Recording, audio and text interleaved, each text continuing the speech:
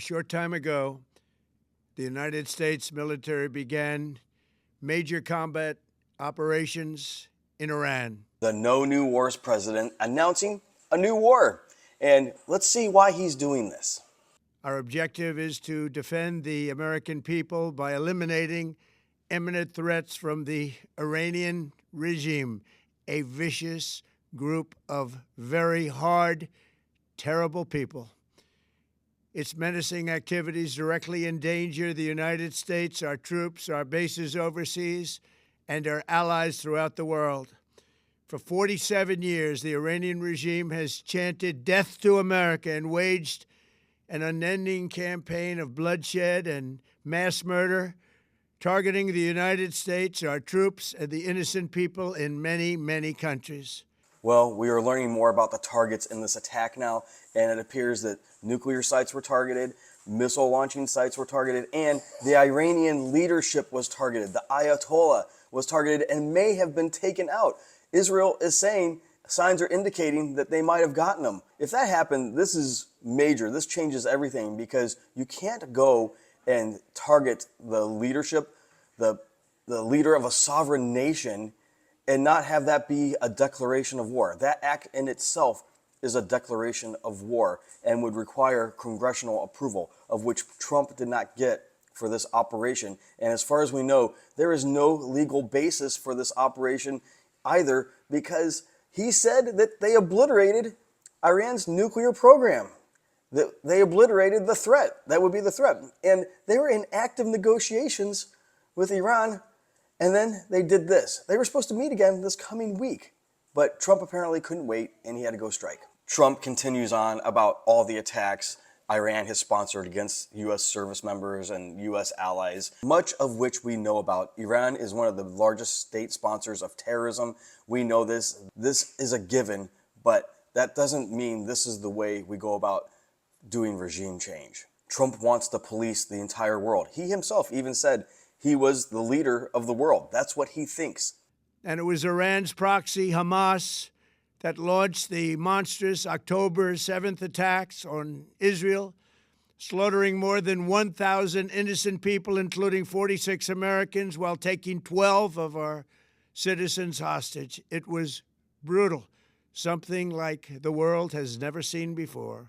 This is absolutely true. Iran sponsored Hamas, who carried out that horrific attack against the Israeli people. But what did Israel do? They leveled Gaza to the ground. There is virtually nothing left. It's a major humanitarian crisis. The response was way higher than what the attack was. And Israel did it with U.S. bombs. Now Trump and Jared Kushner and Benjamin Netanyahu, they want to go in and rebuild Gaza. They've got their board of peace formed.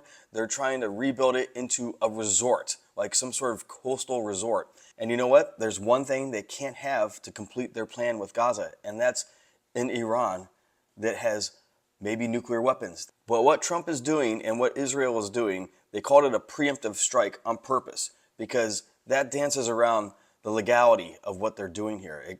It's trying to make it legal, using these words to create the legal basis for it, even though the action behind it is not legal. It has always been the policy of the United States, in particular, my administration, that this terrorist regime can never have a nuclear weapon.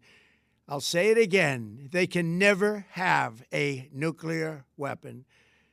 That is why in Operation Midnight Hammer last June, we obliterated the regime's nuclear program at Fordow, Natanz, and Isfahan. After that attack, we warned them never to resume their malicious pursuit of nuclear weapons, and we sought repeatedly to make a deal. We tried. They wanted to do it. They didn't want to do it. Again, they wanted to do it. They didn't want to do it. They didn't know what was happening. They just wanted to practice evil. This is where we get in the messiness of the legality of this action. See, Trump is saying that they want to have nuclear weapons, although they obliterated their nuclear program. According to Trump, he just said it there, obliterated it. but they're still trying to keep it running and kick it back into gear and keep it going. So Trump's been trying to negotiate a deal. They've been in active negotiations. They were planning to go back to the table this coming week. So what happened here? Now, Trump can use his powers under Article 2 without prior authorization to launch strikes against adversaries that pose an imminent threat or a national security risk. But if their nuclear program was obliterated and they don't have nuclear weapons, what is the imminent threat? Why was this action necessary right now? Why didn't they just continue negotiating for a deal? That is the problem he faces. That is the legal question behind all this, and why this now looks like we're plunged into a major war is something that would have required approval from Congress. And we can't take it anymore. Instead, they attempted to rebuild their nuclear program and to continue developing long-range missiles that can now threaten our very good friends and allies in Europe, our troops stationed overseas, and could soon reach the American homeland. Now, this might be the case. They might have missiles that could reach the homeland here, but I hope he's got the proof to prove that, because if that's the legal basis for the strike, he's going to need to prove that. For these reasons, the United States military is undertaking a massive and ongoing operation to prevent this very wicked, radical dictatorship from threatening America and our core national security interests. We are going to destroy their missiles and raise their missile industry to the ground. It will be totally, again, obliterated. We're going to annihilate their Navy. We're going to ensure that the region's terrorist proxies can no longer destabilize the region or the world and attack our forces, and no longer use their IEDs or roadside bombs, as they are sometimes called, to so gravely wound and kill thousands and thousands of people. People were surprised how quickly Iran responded to this attack, and that's because they tried launching as quickly as they could before their missiles and defensive capabilities were taken out. And that's what we were seeing. And maybe after today, as strikes are ongoing as we speak right now by the United States, those defenses could be completely taken out. So we shall see. Including many Americans. And we will ensure that Iran does not obtain a nuclear weapon. It's a very simple message. They will never have a nuclear weapon. This regime will soon learn that no one should challenge the strength and might of the United States Armed Forces. I just want to remind my viewers here that Iran is not Venezuela. They actually have a military. They have ballistic missiles. They have drones, and they're supported by China and Russia. So this isn't just some country you can go in, wipe some stuff out, and leave in a day and be done. This will be a conflict, and they have already responded strongly. My administration has taken every possible step to minimize the risk to U.S. personnel in the region. Even so, and I do not make this statement lightly, the Iranian regime seeks to kill. The lives of courageous American heroes may be lost, and we may have casualties. That often happens in war. This was the part of the address that really shocked me to my core and many others. He is acknowledging that this is going to be a brutal conflict, that American forces may perish and lose their lives as a result of this action. Something chilling, sends chills down the spine, and something that we should not be tolerating here. There should be every effort taken to ensure that service members are not put in harm's way. And he acts like this is some cause that's worth fighting for.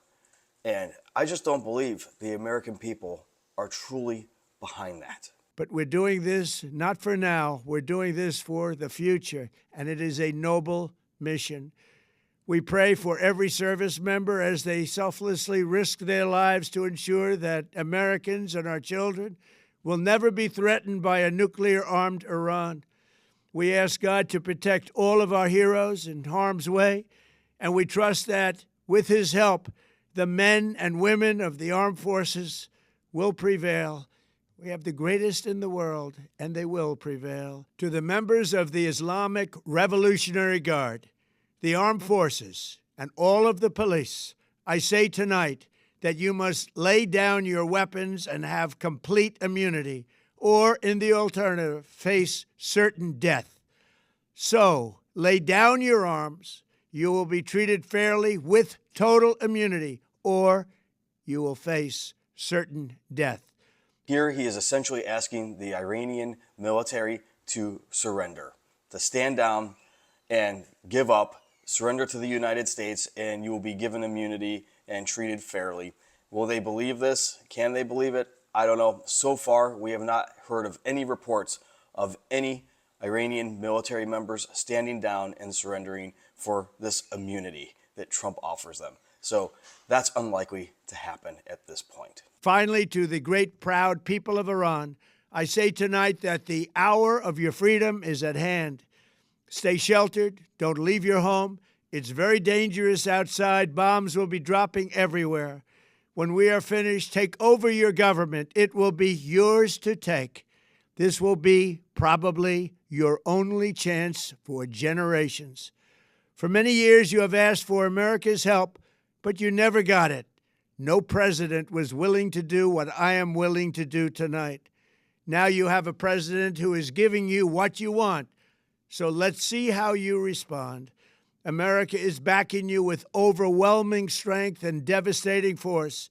Now is the time to seize control of your destiny and to unleash the prosperous and glorious future that is close within your reach. This is the moment for action. Do not let it pass. So this is the part where the clear intentions of these strikes became clear. Regime change. Trump and Israel want regime change.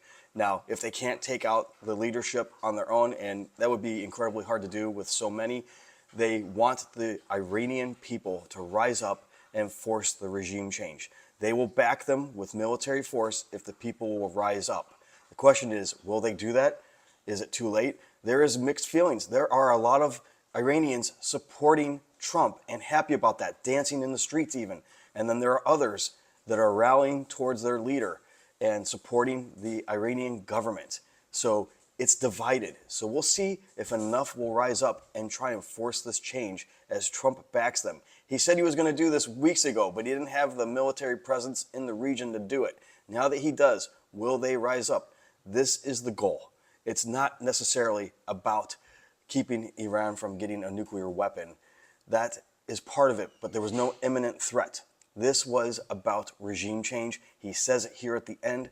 That is the goal. And we'll see if that is what happens. Be sure to keep checking back for updates. This situation is developing and changing fast, minute by minute even. So there's going to be a lot coming. There will be an onslaught of this in the news and on my channel. So check back for updates. Thanks for watching. If you made it all the way here to the end, follow, subscribe, comment what you think about this, like this video, share it, get it out there. Let's get this message across to everyone. And I thank you for your support. I'll see you back here for the 411.